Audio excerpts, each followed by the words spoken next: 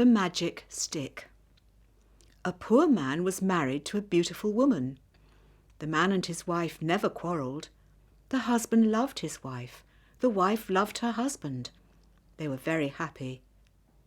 But this happy couple had a rich, handsome neighbour.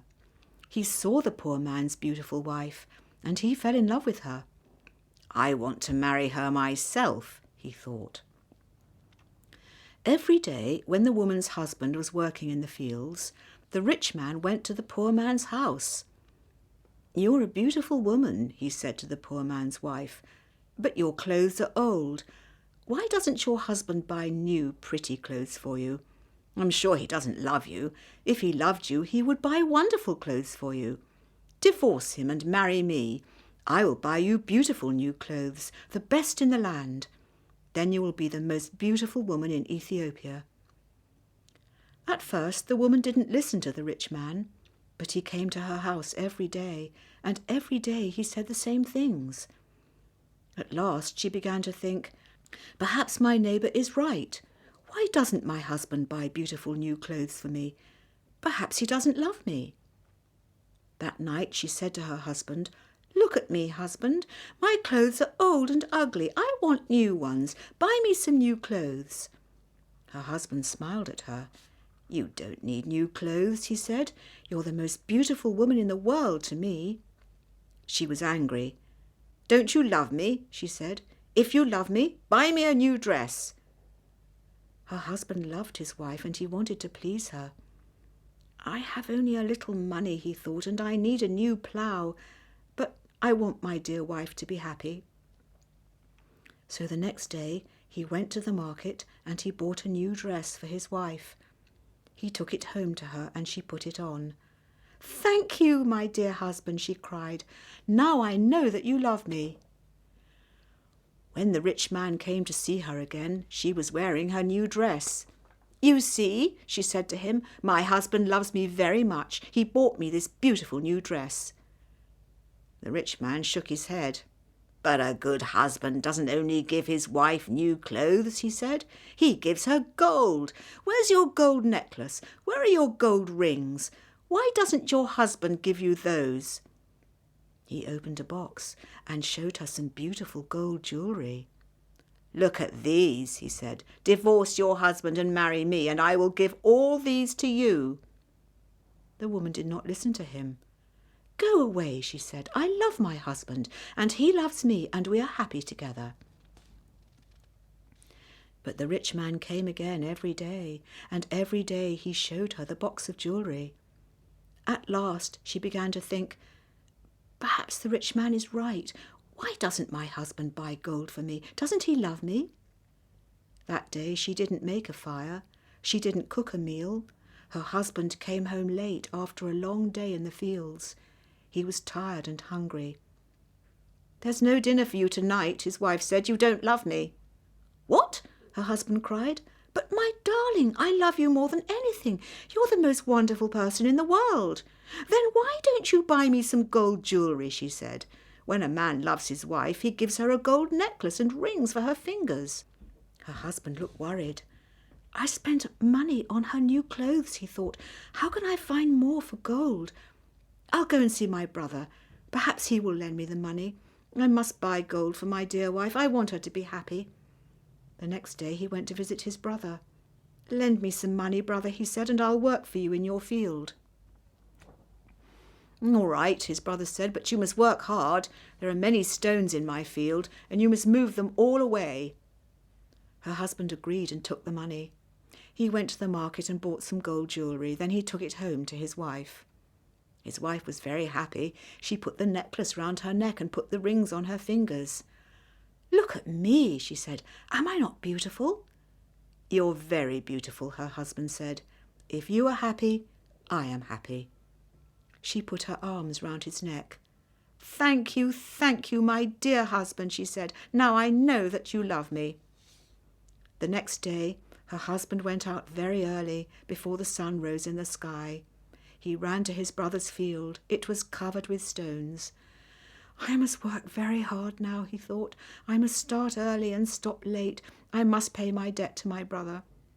His wife was working happily at home. "I'll make a wonderful dinner for my husband tonight," she thought. "He gives me wonderful presents. He works hard for me. I know that he loves me." "Hello," a voice called out. "Are you there?" The woman went outside. Her rich neighbour was there. "Oh, it's you," the woman said. "Listen, neighbour, you were wrong about my husband. Yesterday he bought me this beautiful jewellery. He loves me very much, and I love him. I will not divorce him. I will not marry you." The rich man was worried. "Her husband loves her too much," he thought. "If I want her, I must be clever." At last he said, "Your husband gave you clothes and jewellery, but I can give you more than that." "What? What do you mean?" the woman cried. "Can your husband make miracles?" the rich man asked. "Miracles? No, of course he can't make miracles," the woman answered. "Only God can make miracles. Men cannot make them." "But I can," the man said, "because I love you. Love can make miracles. If your husband loves you, he can make miracles for you. If you love me, I will make miracles for you." "Make a miracle for me now," the woman said. "I can't," the rich man answered. "You must promise to love me first. You must leave your husband and come to me. Then I will make wonderful, wonderful miracles for you." The woman said nothing, and the rich man went away. That night the poor man came home late. He was very tired and hungry. His wife brought water for him, and he washed himself. She brought delicious food for him, and he ate it. "My poor husband," she thought, "he works so hard for me, and he is so tired and hungry. The rich man is foolish. How can my husband make miracles? It's impossible."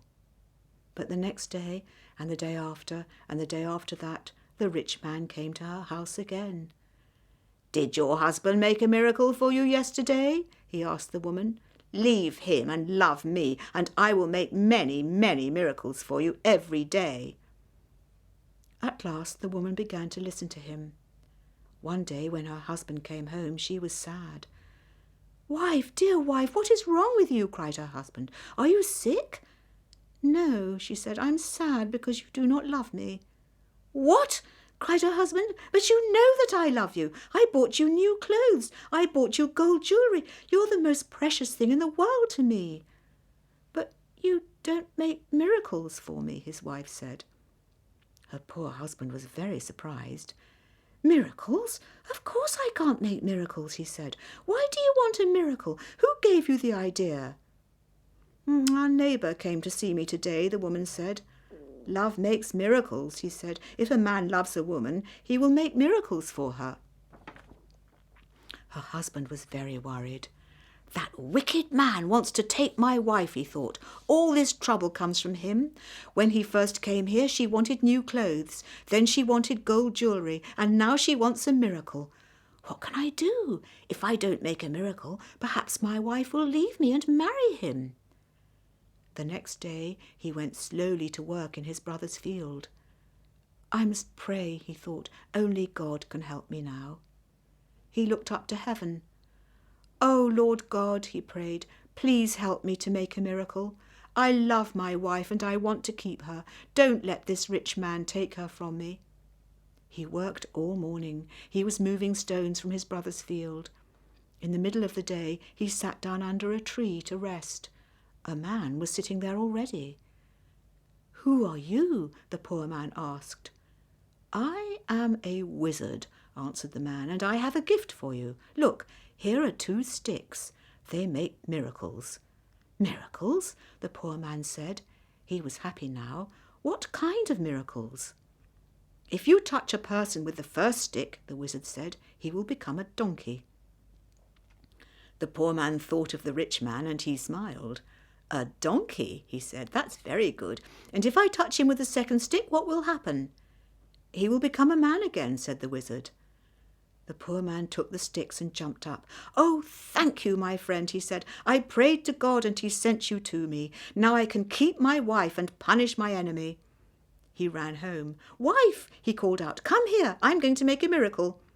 His wife came out of the house. "A miracle?" she said. "What miracle?" "Look," said her husband. He touched her with the first stick. At once she became a donkey. She lifted her head and tried to speak, but she could not. Hee-haw, was all she could say. Her husband touched her with the other stick. At once she became a woman again. Husband, that's wonderful, she said. It's a real miracle. How did you do it? I prayed to God, her husband said, and he helped me. And now, wife, I am going to punish my enemy. Your enemy? Said his wife. Who is that? You know my enemy, her husband said. He was looking at her. He wasn't smiling now. It's the rich man, our neighbour. He comes to our house when I am working in the fields. He gives you bad ideas. Ask your husband for new clothes, he says. Ask him for gold jewellery. Ask him for a miracle. Am I right? Did our rich neighbour give you all these ideas? His wife said nothing. And did you listen to him? Her husband went on. His wife did not look at him.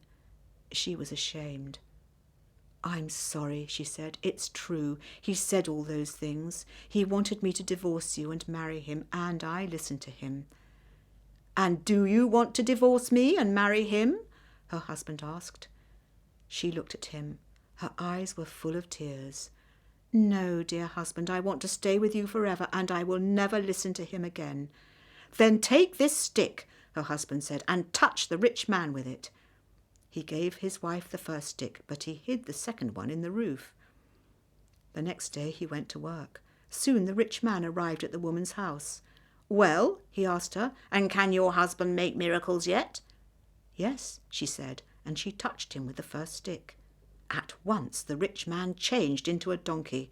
Now, said the woman, you can go to work and help my dear husband. She took the donkey out to the fields.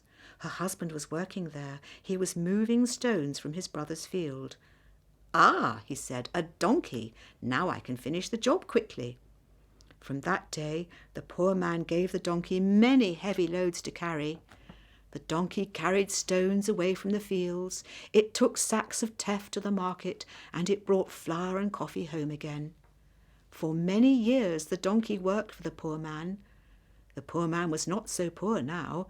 The donkey was helping him. He was becoming richer. One day the poor man looked at the donkey. It was tired and old. It stood still. Its head was bent down. The poor man was sorry for it. He went into his house and brought out the second stick. Then he touched the donkey with it. At once the rich man stood there, but he was not a handsome young man now. He was old. His back was bent. He was very, very tired. You tried to take my wife away from me, the poor man said. That was wrong. Go home now. Don't look at other men's wives again.